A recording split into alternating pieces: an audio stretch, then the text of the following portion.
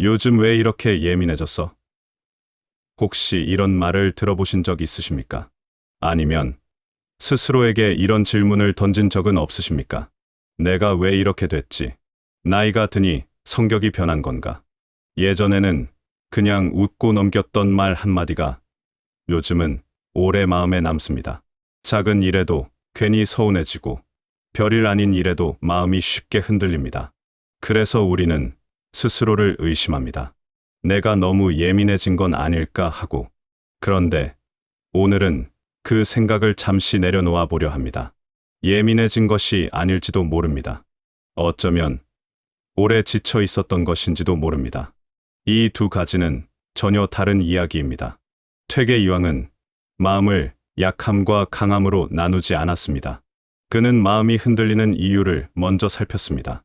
흔들림은 타고난 성격이 아니라 오랫동안 눌려온 마음의 신호일 수 있다고 보았습니다. 오늘 우리는 그 관점에서 우리의 지난 시간을 한번 돌아보려 합니다. 지나온 세월을 잠시 떠올려 보십시오. 자식 키우느라 내 감정을 뒤로 밀었던 날들이 있었습니다. 가정에서도, 직장에서도, 동네에서도 내가 참자 하고 넘어갔던 순간이 있었을 것입니다. 섭섭해도 말하지 않았고, 억울해도 크게 드러내지 않았습니다. 어른은 참는 사람이라고 배워왔기 때문입니다. 그 시간이 하루 이틀이 아니었습니다. 수십 년이었습니다. 지금 잠깐 그 수십 년을 구체적으로 떠올려 보십시오. 첫 아이를 낳고 잠 한숨 못 자며 버텼던 그 새벽들. 직장에서 억울한 일을 당해도 가정을 위해 꾹 눌렀던 그 아침들. 부모님 병수발을 하면서도 힘든 내색 한 번 못했던 그 시절들. 배우자에게 서운한 말을 들어도 그냥 내가 참지 하고 밥상을 차렸던 그 저녁들. 그렇게 하루하루를 버텨오셨을 것입니다. 그리고 그 모든 순간에 내 감정은 늘 뒷자리였습니다. 내가 어떤지는 물어볼 틈도 없이 그냥 흘러가는 하루들 속에서 살았습니다. 그런데 어느 순간부터 그 참음에 작은 균열이 생깁니다. 명절에 전화 한 통 없는 자식, 무심코 던진 한마디, 나를 빼고 잡힌 약속 하나. 예전 같으면 바쁘겠지 하고 넘겼을 일들이 이제는 마음 한쪽을 오래 붙잡습니다. 밤이 되면 그 장면이 다시 떠오릅니다. 그럴 때 우리는 또 스스로를 탓합니다. 이 나이에 이런 걸로 상처받다니. 내가 너무 소심해진 건가? 그런데 잠깐, 정말 예민해진 것일까요? 아니면 오랫동안 눌러두었던 마음이 이제야 조용히 말을 걸어오는 것일까요? 처음 생긴 상처가 아니라 오래 쌓여온 피로가 모습을 드러낸 것일지도 모릅니다. 이 지점에서 우리는 멈춰야 합니다. 성격을 탓하기 전에 그동안 얼마나 오래 버텨왔는지를 먼저 돌아보아야 합니다. 퇴계 이황이 본 마음의 결. 퇴계 이황은 인간의 마음을 단순히 강하다, 약하다로 판단하지 않았습니다. 그는 마음을 움직이는 결을 살폈습니다. 기쁨과 분노, 슬픔과 즐거움은 갑자기 생기는 것이 아니라 이미 마음속에 있던 것이 상황을 만나 드러나는 것이라 했습니다. 그렇다면 묻지 않을 수 없습니다. 왜 지금 우리의 감정이 더 쉽게 드러나는가? 나이가 들수록 마음이 약해진 것이 아니라 오래 사용된 마음이 쉬지 못했기 때문은 아닐까요? 젊은 시절에는 해야 할 일이 앞에 있었습니다. 먹고 사는 문제, 자식, 교육, 부모 봉양, 감정을 돌아볼 여유가 없었습니다. 그러나 시간이 흐르며 역할은 줄어듭니다. 바쁨이 줄어든 자리에서 비로소 감정이 고개를 듭니다. 억눌러 두었던 감정이 늦게 도착한 것뿐입니다. 예민해진 것이 아니라 밀려있던 마음이 순서를 찾은 것입니다. 퇴계는 이것을 두고 이렇게 말했습니다.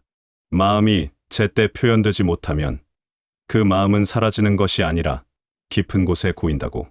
고인 물처럼 흔들리지 않는 것처럼 보이다가도 언젠가는 반드시 넘치게 된다고. 그 넘침을 예민함이라 부르는 것은 마음을 오해하는 일이라 했습니다. 마음의 결을 읽을 줄 아는 사람은 그 넘침을 보고 드디어 말을 하는구나 하고 기다려줄 수 있다고. 오늘 우리가 스스로에게 그 기다림이 필요한 시간입니다. 우리의 마음이 지쳐 있는 이유, 세 가지로 살펴봅니다. 첫 번째 이유, 몸과 마음의 피로입니다. 몸이 지치면 작은 소리에도 예민해집니다. 마음도 같습니다. 오래 긴장 상태를 유지해온 사람은 이완이 서툽니다. 겉으로는 단단해 보여도 속에서는 긴장이 풀리지 않습니다. 그래서 사소한 말에도 마음이 먼저 반응합니다. 이는 성격의 변화가 아니라 회복되지 못한 피로의 작용입니다. 혹시 이런 경험 있으십니까? 예전엔 누가 무슨 말을 해도 웃으며 받아넘기던 분이 어느 날부터 작은 말에도 마음이 걸리기 시작한 경험, 스스로도 내가 왜 이러지 싶으셨던 적이 있으실 것입니다. 그 변화의 시점을 잘 떠올려 보시면 대부분 몸이 많이 힘들었던 시기와 겹칩니다. 밤잠을 제대로 못 잔 시기, 혹은 가족 중 누군가가 아팠던 시기, 혹은 오래 혼자 감당해야 했던 일이 있었던 시기. 몸이 충분히 쉬지 못하면 마음의 방어가 약해집니다. 방어가 약해진 마음은 아주 작은 자극에도 크게 반응합니다. 이것은 예민해진 것이 아니라 마음이 이제 더는 못 버티겠어라고 신호를 보내는 것입니다. 우리는 평생을 책임 속에서 살았습니다. 책임은 사람을 성장시키지만 동시에 조용히 닳게 합니다. 그 다름이 어느 순간 감정의 형태로 드러나는 것입니다. 몸이 상처받으면 아프다고 말하듯 마음도 오래 눌리면 어딘가에서 반드시 신호를 보냅니다. 그 신호를 예민해졌다고 외면하지 마십시오. 그것은 마음이 보내는 가장 정직한 메시지입니다. 두 번째 이유는 역할의 축소입니다. 사람은 역할 속에서 자신을 확인합니다. 부모로서, 가장으로서, 직장의 중심으로서 우리는 필요로 되는 존재였습니다. 그러나 시간이 흐르면 그 자리는 조금씩 줄어듭니다. 자식은 자신의 가정을 꾸리고 직장은 새로운 세대로 채워집니다. 이 변화는 자연스러운 흐름입니다. 그러나 마음은 쉽게 적응하지 못합니다. 이제 나는 어디에 서 있는가? 이 질문이 깊어질수록 작은 말에도 의미를 더하게 됩니다. 그 말 속에서 나의 자리를 확인하려 하기 때문입니다. 그래서 무심한 말 한마디가 단순한 말로 끝나지 않습니다. 그 안에서 존재의 위치를 읽으려 하기 때문입니다. 예를 들어볼까요? 며느리가 무심코 요즘은 그렇게 안 해요라고 했을 때, 자식이 대화 중에 엄마는 몰라도 돼라고 했을 때, 친구가 모임 자리에서 내 말을 흘려듣는 것 같았을 때, 그 순간들이 단순한 말실수나 피로 때문이 아닐 수 있다는 것을 마음은 먼저 압니다. 그리고 그 마음의 감지가 정확할 때도 있고 그렇지 않을 때도 있습니다. 하지만 중요한 것은 그 반응이 예민함에서 온 것이 아니라는 것입니다. 자신의 자리를 확인하고 싶은 아주 자연스러운 인간의 마음에서 온 것입니다. 퇴계는 이것을 두고 이렇게 보았습니다. 사람은 누구나 자신이 필요로 되는 자리가 있어야 마음이 고요해진다고. 그 자리가 흔들릴 때 마음도 함께 흔들리는 것은 당연한 이치라고.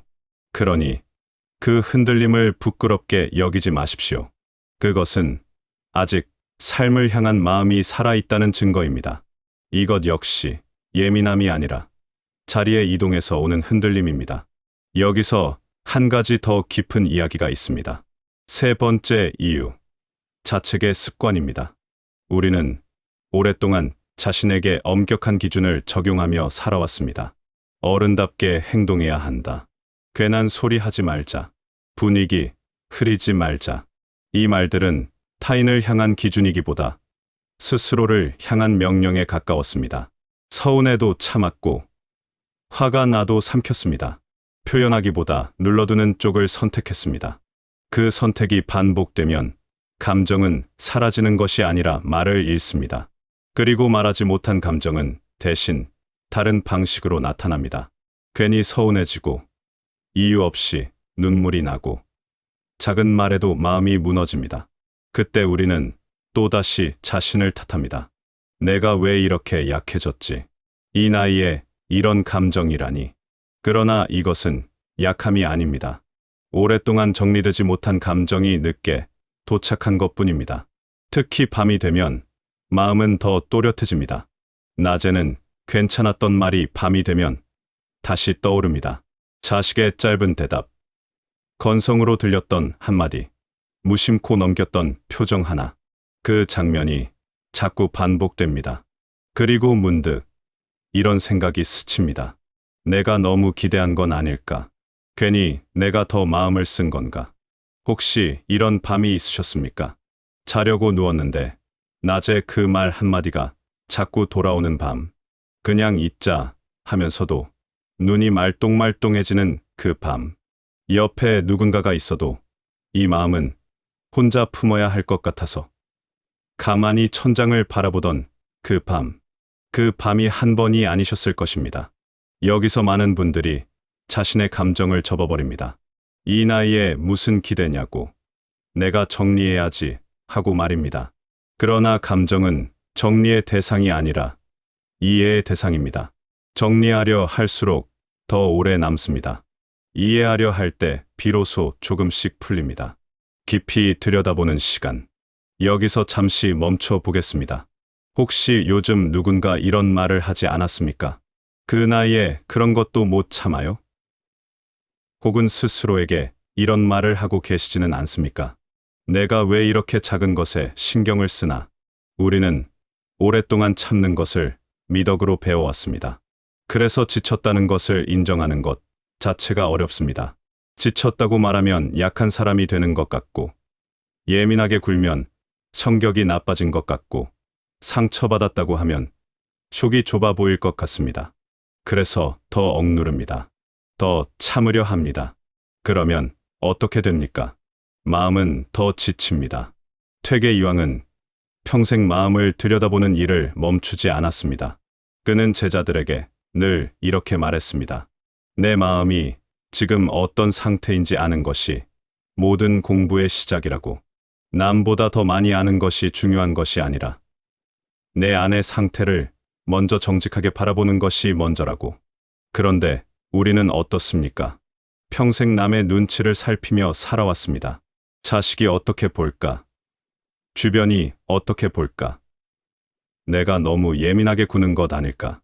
정작 내 마음이 어떤 상태인지를 들여다본 적은 얼마나 됩니까? 나이가 드니 예민해졌다고 느끼는 그 순간이 사실은 내 마음이 처음으로 자신의 목소리를 내기 시작한 것일 수도 있습니다. 수십 년 동안 눌려 있다가 이제 겨우 나 여기 있어라고 조용히 말을 걸어오는 것일 수 있습니다. 그것이 예민함이 아니라 마음이 보내는 신호입니다. 그 신호를 성격이 나빠졌다 고 외면하지 마시기를 바랍니다. 퇴계는 마음의 신호를 무시하는 것이야말로 진짜 위험한 일이라고 보았습니다. 몸에 통증이 오면 그것이 위험 신호이듯 마음이 흔들린다는 것도 지금 내 안에서 무언가를 살펴야 한다는 신호라고. 그 신호를 내가 약해진 것으로 해석하지 말고 내가 오래 버텨온 것으로 바라보십시오. 그 해석 하나가 달라지면 스스로를 대하는 태도가 달라집니다. 스스로를 대하는 태도가 달라지면 삶이 조금 더 가벼워집니다. 이제 다르게 대해도 됩니다. 우리는 평생 타인을 먼저 생각하는 방식에 익숙했습니다. 자식이 밥을 먹었는지, 배우자가 오늘 힘들었는지, 친구가 어떤 일이 있었는지, 내 감정보다 남의 상태를 먼저 살폈습니다. 그것이 가족을 지키는 일이라 믿었고, 그 믿음은 사실이었습니다. 우리는 그 믿음으로 가정을 세우고 삶을 이어왔습니다. 그런데 이제 그 믿음에 한 가지를 더해야 할 시간이 왔습니다. 나를 먼저 살피는 것도 가족을 지키는 일이라는 믿음. 내 마음이 고요해야 주변도 고요해진다는 것. 퇴계는 늘 이것을 말했습니다. 마음을 바르게 하는 것이 모든 관계의 시작이라고. 그리고 마음을 바르게 하는 첫걸음은 타인을 향하기 이전에 나를 향해야 한다고. 그렇다면 우리는 어떻게 해야 할까요? 나이가 들수록 필요한 것은 인내가 아니라 균형입니다. 참는 힘이 아니라 돌보는 힘입니다. 퇴계 이황은 마음을 바르게 하는 길을 억누름이 아니라 살핌에서 찾았습니다. 마음을 다스린다는 것은 감정을 없애는 일이 아니라 감정의 결을 읽는 일입니다.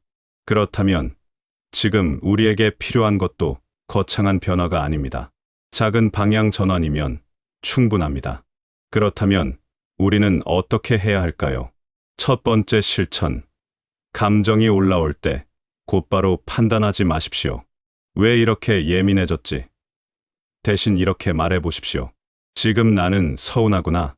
지금 나는 외로웠구나.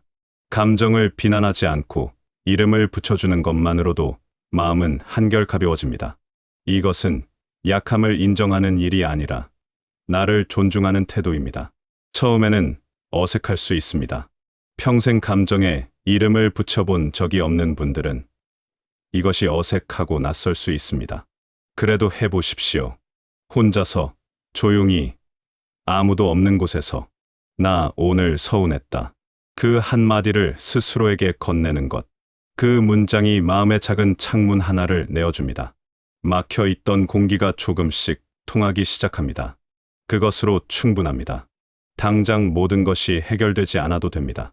방향이 바뀌었다는 것. 그것만으로 시작은 된 것입니다. 두 번째 실천. 하루 한 번 나를 위한 시간을 가져 보십시오. 하루 중 단 10분이면 충분합니다. 따뜻한 차 한 잔을 천천히 마시거나 창밖을 조용히 바라보는 시간. 아무 역할도 하지 않는 시간입니다. 그 시간만큼은 누군가의 부모도 어른도 아닌 그저 한 사람으로 머무는 시간입니다. 오랫동안 우리는 역할 속에서 살아왔습니다. 이제는 역할을 잠시 내려놓아도 됩니다. 혹시 이런 생각이 드십니까? 내가 쉰다고 해서 무슨 변화가 있겠어? 그런 생각이 드신다면 그것 자체가 우리가 얼마나 오래 쉬지 못하고 살아왔는지를 보여주는 것입니다. 쉬는 것이 낯선 사람, 아무것도 안 하고 있으면 왠지 불안한 사람, 그것이 바로 오래 지쳐온 마음의 또 다른 모습입니다. 퇴계 이황은 하루 중 고요한 시간을 갖는 것을 매우 중요하게 여겼습니다. 그는 이렇게 말했습니다. 마음이 움직이기 전에 고요함이 먼저 있어야 한다고. 그 고요함은 인위적으로 만드는 것이 아니라 잠시 멈추는 것으로도 찾아온다고. 차 한 잔의 시간이, 산책의 시간이, 창밖을 바라보는 시간이 그 고요함의 문이 될 수 있습니다. 그 문을 하루에 한 번 열어보십시오. 세 번째 실천. 말로 꺼내기 어려운 감정은 종이에 적어보십시오. 누구에게 보여주기 위한 글이 아니라 내 마음을 확인하기 위한 기록입니다. 나는 그 말이 서운했다. 나는 아직 기대가 남아 있었다. 이렇게 적는 순간 막연했던 감정은 형태를 갖습니다. 형태를 갖춘 감정은 우리를 덜 흔듭니다. 글쓰기가 익숙하지 않으신 분들은 아주 짧아도 됩니다. 단 한 줄이면 충분합니다. 오늘 그 말이 오래 마음에 걸렸다. 이 한 줄이 그날의 감정을 박제해 줍니다. 글로 쓰인 감정은 더 이상 머릿속에서 맴돌지 않아도 됩니다. 이미 종이 위에 있으니까요. 그리고 며칠 후 그것을 다시 읽어보면 때로는 별것 아니었구나 하는 마음이 들기도 하고, 그래, 나 많이 힘들었구나 하는 연민이 찾아오기도 합니다. 그 연민이 나를 향할 때 마음은 조금씩 숨을 고릅니다. 회복은 빠르지 않아도 됩니다. 우리는 결과에 익숙한 세대입니다. 노력하면 성과가 있어야 했고 참으면 해결되어야 했습니다. 그러나 마음은 다릅니다. 천천히 풀립니다. 조용히 회복됩니다. 오늘 한 번의 이해가 내일의 완전한 평온으로 이어지지는 않습니다. 그러나 방향이 바뀌면 속도는 중요하지 않습니다. 젊을 때는 상처를 받아도 빨리 털고 일어났습니다. 잠 한숨 자고 나면 어느 정도 풀리고 친구 만나 한바탕 웃고 나면 잊어버리기도 했습니다. 그런데 나이가 들면 그 회복의 속도가 달라집니다. 서운한 일이 있어도 괜찮아 하고 넘어가기까지 더 오래 걸립니다. 이것은 나약해진 것이 아닙니다. 몸이 나이 들면 상처가 아무는데 더 걸리듯 마음도 그렇습니다. 그것은 자연스러운 변화입니다. 그런데 문제는 우리가 그 변화를 인정하지 않고 젊을 때처럼 빨리 털어내야지 라고 스스로를 몰아붙인다는 것입니다. 회복이 느려진 마음에 왜 아직도 이러고 있어 라고 다그치면 마음은 더 무거워집니다. 퇴계 이황은 이렇게 보았습니다. 마음을 다스리는 일에 서두름은 없어야 한다고. 마음이 제 자리를 찾는데도 때가 있고 그 때를 기다릴 줄 아는 것도 수양이라고. 그러니 지금 마음이 빨리 돌아오지 않는다고 해서 스스로를 탓하실 필요가 없습니다. 그것은 오래 걸리는 것입니다. 그리고 오래 걸리는 것은 잘못이 아닙니다. 나를 향한 연민이 필요합니다. 우리는 약해서 흔들리는 것이 아닙니다. 오래 버텨왔기 때문에 흔들리는 것입니다.